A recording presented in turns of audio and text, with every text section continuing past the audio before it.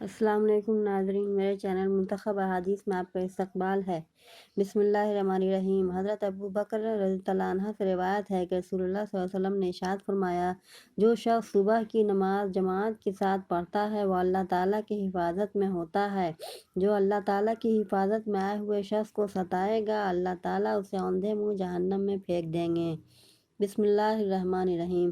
حضرت انس بن مالک رضی اللہ عنہ فرماتے ہیں کہ رسول اللہ صلی اللہ علیہ وسلم نے ارشاد فرمایا، جو شخص 40 دن اخلاص سے تکبیر اولیٰ کے ساتھ باجماعت نماز پڑھتا ہے تو اس کو 2 پروانے ملتے ہیں، ایک پروانہ جہنم سے بری ہونے کا، دوسرا نفاق سے بری ہونے کا۔ ترمذی کی حدیث۔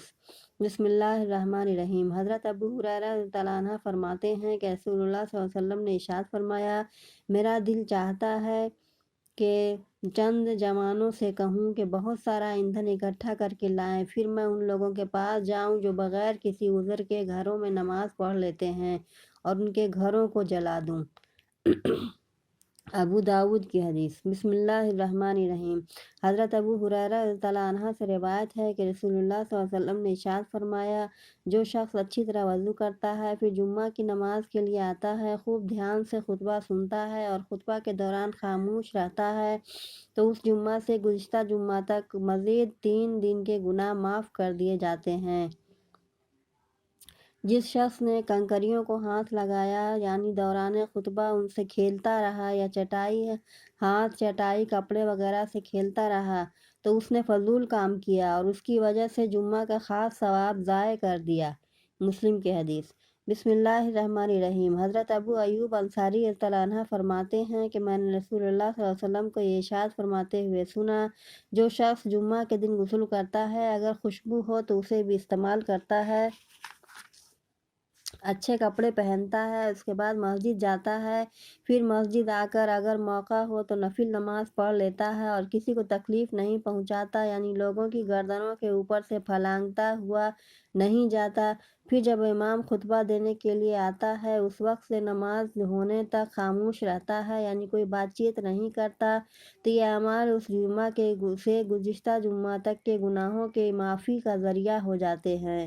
بسم اللہ الرحمن الرحیم۔ حضرت سلمان فارسی رضی اللہ عنہ سے روایت ہے کہ رسول اللہ صلی اللہ علیہ وسلم نے ارشاد فرمایا، جو شخص جمعہ کے دن غسل کرتا ہے جتنا ہو سکے پاکی کا اہتمام کرتا ہے اور تیل لگاتا ہے یا اپنے گھر سے خوشبو استعمال کرتا ہے، پھر مسجد جاتا ہے، مسجد پہنچ کر جو 2 آدمی پہلے سے ساتھ بیٹھے ہوں ان کے درمیان میں نہیں بیٹھتا اور جتنی توفیق ہو جمعہ سے پہلے نماز پڑھتا ہے، پھر جب امام خطبہ دیتا ہے تو اس کو توجہ اور خاموشی سے سنتا ہے تو اس شخص سے اس جمعہ سے گزشتہ جمعہ تک کے گناہوں کو معاف کر دیا جاتا ہے۔ بخاری کی حدیث۔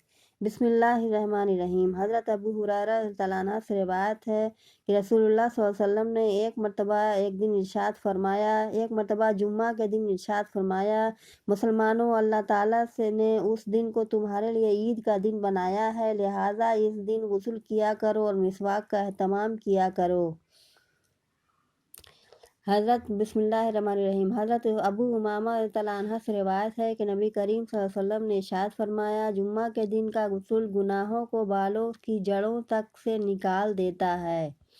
بسم اللہ الرحمن الرحیم۔ حضرت ابو ہریرہ رضی اللہ عنہ فرماتے ہیں کہ رسول اللہ صلی اللہ علیہ وسلم نے ارشاد فرمایا، جب جمعہ کا دن ہوتا ہے فرشتے مسجد کے دروازے پر کھڑے ہو جاتے ہیں، پہلے آنے والے کا نام پہلے اور اس کے بعد آنے والے کا نام اس کے بعد لکھتے ہیں، اسی طرح آنے والوں کے نام ان کے آنے کی ترتیب سے لکھتے رہتے ہیں۔ جو جمعہ کی نماز کے لیے سویرے جاتا ہے اسے اونٹ صدقہ کرنے کا ثواب ملتا ہے، اس کے بعد آنے والے کو گائے صدقہ کرنے کا ثواب ملتا ہے، اس کے بعد آنے والے کو مینڈھا، اس کے بعد آنے والے کو مرغی، اس کے بعد آنے والے کو انڈا صدقہ کرنے کا ثواب ملتا ہے۔ جب امام خطبہ دینے کے لیے آتا ہے تو فرشتے اپنے وہ رجسٹر جن میں آنے والوں کے نام لکھے گئے ہیں لپیٹ دیتے ہیں اور خطبہ سننے میں مشغول ہو جاتے ہیں۔ بخاری کی حدیث۔ بسم اللہ الرحمن الرحیم۔ حضرت یزید بن ابی مریم رحمۃ اللہ علیہ فرماتے ہیں کہ میں جمعہ کی نماز کے لیے پیدل جا رہا تھا کہ حضرت عبایہ بن رفاعہ رحمۃ اللہ علیہ مجھے مل گئے اور فرمانے لگے، تمہیں خوشخبری ہو کہ تمہارے یہ قدم اللہ تعالیٰ کے راستے میں ہیں، میں نے ابو عباس رضی اللہ عنہ کو یہ فرماتے ہوئے سنا ہے کہ رسول اللہ صلی اللہ علیہ وسلم نے ارشاد فرمایا، جس کے قدم اللہ تعالیٰ کے راستہ میں غبار آلود ہوئے تو وہ قدم دوزخ کی آگ پر حرام ہے۔ ترمذی کی حدیث۔